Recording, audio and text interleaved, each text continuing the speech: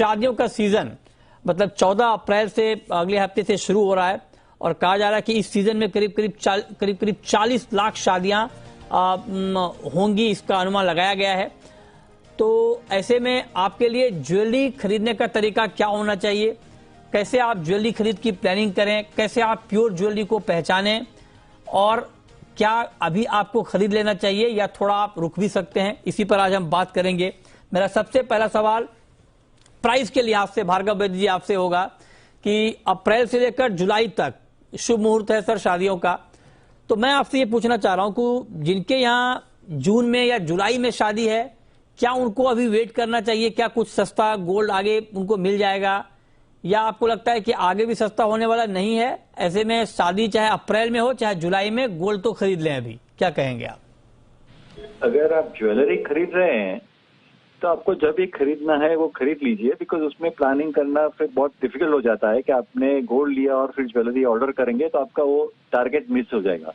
मगर आप मुझे गोल्ड प्राइसिंग के बारे में पूछ रहे हैं कि मुझे कुछ गोल्ड लेके रखना है शादी के लिए या गोल्ड के गिफ्ट देना है, तो प्राइस के हिसाब से एक आपको टिप मिल सकता है।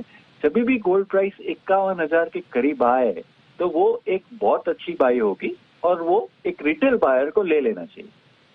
अच्छा, ठीक है, ठीक है। अब मेहरा जी, चूंकि आप ज्वेलर हैं, आपको क्या फीडबैक मिल रहा है? क्या चूंकि इस बार की जो शादियां होंगी वो आप देखिए कि पिछले 2 साल में पहली बार ऐसा होगा कि कोरोना की चिंता बिल्कुल नहीं है, अभी नहीं के बराबर है और बाकी सब जगह ओपन अप हो चुका है, पाबंदियां खत्म हो गई हैं। क्या फीडबैक मिल रहा है ग्राउंड से? क्या इस बार जबरदस्त बाइंग होने वाली है क्या ज्वेलरी की? हाँ, थैंक यू नितिन जी। आज जब भी हमारी एग्जीबिशन भी अभी हाल ही में हुई है, उसके अंदर भी ट्रमेंडस रिस्पांस मिला है। 12,000 विजिटर्स आए और सबने ज्वेलरी बाई की। रोज गोल्ड की लाइट वेट ज्वेलरी, जो वेरेबल ज्वेलरी है, वो काफी सेल हुई ये 8-10 दिनों में। फर्स्ट टाइम जो पाड़वा था 2 सालों में, वो भी अच्छा गया और जो भी आने वाले टाइम के अंदर 3 महीने के अंदर जो शादियां होंगी, उसके लिए मार्च के अंदर जो हमारे रिटेलर्स ने अपना और मैन्युफैक्चरर्स ने डिजाइनिंग की है, वो अप्रैल के अंदर अभी लोगों ने पिकअप करनी चालू कर दी है रिटेलर्स ने, और काफी अपबीट है एंड कंज्यूमर बाइंग करने के लिए। ये रेट भी जो बढ़ा है उसके बाद थोड़ा स्टेबल हो गया है। 500 रुपए की करेक्शन भी आ सकती है और मुझे लगता है कि आने वाला टाइम काफी अपबीट रहेंगे कस्टमर्स और ये राइट टाइम है बाइंग का। अक्षय तृतीया के पहले रेट्स काफी लॉजिकल हैं और बाइंग कंफर्म सबको करनी चाहिए। अच्छा, तो आप कहना कि अच्छी डिमांड यहाँ पर निकल कर आने वाली है। लेकिन जिगर त्रिवेदी जी, आप एक बात बताएं कि एक तो है कि भाई जिनके घर में शादी है या जिनकी शादी है उनको ज्वेलरी खरीदनी है, एक तबका वो है जिनको इन शादियों में जाना है, मतलब अटेंड करना है शादी और वहां पर कुछ गिफ्ट देना है। क्योंकि देखिए एक आम आदमी के लिए 1,000 रुपए 500 रुपए भी बहुत मायने रखता है। तो मान लीजिए गिफ्ट ही देना है अगर किसी को 5 ग्राम या 10 ग्राम का गोल्ड, तो अगर और जून जुलाई में शादी अटेंड करनी है तो क्या अभी खरीद लें या 500-1,000 रुपए सस्ता होने का वेट करें?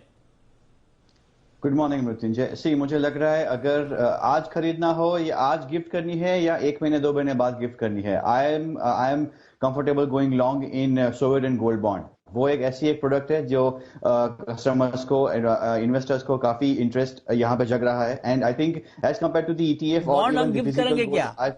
बॉन्ड कोई गिफ्ट, मतलब मैं बॉन्ड कैसे गिफ्ट करूंगा सर? मतलब किसी को बॉन्ड गिफ्ट करूंगा हाँ, तो मजा नहीं आएगा ना फिजिकल गोल्ड बिना देखे। Then you have to go for either gold coin और फिर ETF हो गया, दैट्स इट। ठीक है। अच्छा, प्राइस टर्म में अगर मैं प्रथमेश जी आपसे पूछूं कि आपके हिसाब से अभी के जो हालात हैं, एक तो ये है कि फेड बहुत एग्रेसिव है ब्याज दरों को लेकर, ज्यादा बढ़ोतरी के संकेत फेड की तरफ से बार बार मिल रहे हैं। ऐसे में आप प्राइस को क्या देख रहे हैं? क्योंकि गोल्ड का मार्केट बड़ा रेंज में फंस गया है, बहुत मार्केट बिल्कुल मतलब एक्शन के मूड में दिख नहीं रहा है, तो प्राइस आगे आप देख क्या रहे हैं गोल्ड का? आई थिंक वोलेटिलिटी के चलते हुए अगर प्राइस इंक्रीज होता है तो ऊपर वाला भाव जो है वो 55,000 के आसपास रहेगा। कंसोलिडेशन का जोन है, अगर कंसोलिडेशन में रहता है तो 51 और 52,000 के बीच में। नीचे इंटरेस्ट रेट्स और ग्रोथ के चलते हुए अगर यूएस जो है कंटिन्यूसली इंटरेस्ट रेट बढ़ाता है तो यहाँ पे गोल्ड में करेक्शन की पॉसिबिलिटी है। तो नीचे वाला भाव जो है 48,000, तो 48,000 नीचे वाले भाव में, ऊपर वाला भाव 55,000, इस रेंज में गोल्ड रह सकता है नेक्स्ट 3 मंथ्स पर्सपेक्टिव के लिए। पर अगर आज के ट्रेड की पर्सपेक्टिवली अगर कुछ करना है तो मैं सेल साइड में रहने के लिए प्रेफर करूंगा।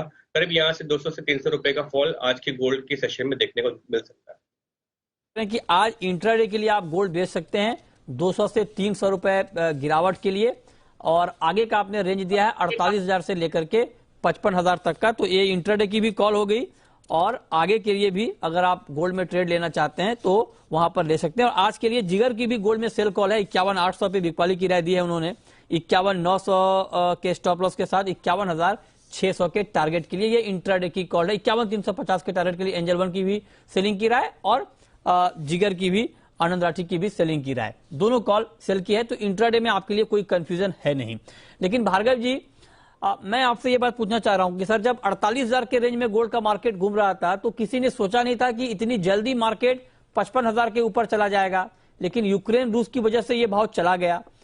अब मैं जानना चाहता हूं कि इस बात की कितनी संभावना है, अगर फेड बार बार ये बात दोहरा रहा है कि बहुत तेजी से ब्याज दरें बढ़ेंगी, इस बात की कितनी संभावना है कि गोल्ड घट के एक बार फिर से 48,000 या 47,000 पे आ जाए? 47,000 तो मैं मानता नहीं हूँ, और 48,000 भी बहुत डिफिकल्ट है। एक आध दिन के लिए कुछ बहुत एक इंफॉर्मेशन बेस ठीक का गया तो ठीक है। मैं नहीं देख रहा हूँ कि गोल्ड 50,000 के नीचे जाएगा। मैं आज भी, जैसे आई थिंक मेरे सभी सहयोगी पैनलिस्ट ने कहा, हम लोग सभी गोल्ड में रूपी टर्म्स में बुलिश है, और वो ऊपर ही रहेगा। इन केस डॉलर टर्म में भी ज्यादा अगर नीचे आ गया तो डॉलर के स्ट्रेंथ के हिसाब से रूपी वीक हो जाएगा, तो हमें तो यही पैसा मिलेगा। अगर आप कुछ अपनी इन्फ्लुएंस लगा के गोल्ड की ड्यूटी कम करा दे तो वो हो सकता है, बाकी हो नहीं सकता। सर, मैं मतलब ड्यूटी कम तो मैं नहीं करा सकता हूं, लेकिन हाँ, अगर आप लोग कोई ऐसी खबर करेंगे या इस तरह की डिमांड करेंगे तो खबर मैं जरूर दिखा सकता हूं कि भाई आपने ऐसी डिमांड की, या ड्यूटी जब कट हो जाएगी तो उसकी खबर जरूर आप जी बिजनेस पर पहले देखेंगे। लेकिन मैं सर कम करा सकता हूं, ये तो बड़ा मुश्किल काम है। नहीं, मृत्युंजय जी, मैं एक ही कह रहा हूँ कि मैं बैरिश नहीं हूँ, नीचे नहीं आ सकता। ठीक है, ओके, आप कह रहे हैं कि आप बेरिश नहीं है, ठीक बात है, और फंडामेंटल है भी ऐसे कि आगे तेजी के संकेत दिख रहे हैं। लेकिन मेहरा जी, ये तो हम प्राइस और बाकी चीजों की बात हमने कर ली, लेकिन अब आप बताइए सर हमारे दर्शकों को कि जो लोग ज्वेलरी खरीदने जा रहे हैं या अगले कुछ दिनों में प्लान है जाने का, क्या किन किन बातों का ध्यान रखना चाहिए? क्योंकि ज्वेलरी खरीदना बड़ा टफ काम है सर। मतलब मैं जब भी जाता हूं मेरे लिए बड़ा मुश्किल होता है कि मैं कैसे पहचानूं, मतलब क्वालिटी, प्योरिटी और वजन, ये बड़ा टफ काम है सर। बाकी सारी चीजें समझ में आ जाती है, ये ज्वेलरी वाला काम अपने को समझ में आता नहीं है, और कंज्यूमर को भी बहुत सारे लोगों को नहीं आता है। तो क्या किन किन बातों का ध्यान रखना चाहिए ज्वेलरी खरीदने में? नहीं जहाँ साहब, सबसे आसान है ज्वेलरी खरीदना। क्या बात कर रहे हैं? कोई भी धातु खरीदने जाओ, हाँ। आप आज के अंदर मोबाइल खरीदने जाओ जिसके अंदर होता है 8 GB 6 GB, लेकिन तोड़ों को भी कैसे पता लगेगा कितना GB है, क्या है, किसी भी मनुष्य को पता नहीं लग सकता। लेकिन हमारे अंदर तो हॉलमार्किंग का सिस्टम है।